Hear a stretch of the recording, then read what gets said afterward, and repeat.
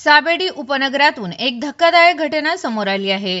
गुलमोहर रस्त्यावरील नवलेनगर परिसरात पोटच्या मुलानेच आईचा निर्घृण खून केल्याची घटना उघडकीस आली असून या घटनेमुळे संपूर्ण परिसरात खळबळ उडाली आहे.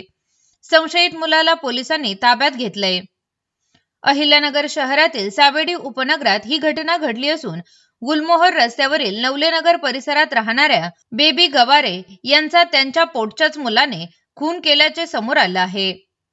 घरगुती किरकोळ कारणावरून सुहास गवारे उर्फ मामा याने आईशी वाद घालत तिला मारहाण केली. भिंतीवर आपटलं आणि कात्रीने आणि अडकित्तेच्या साह्याने तिचा निर्घृण खून केला.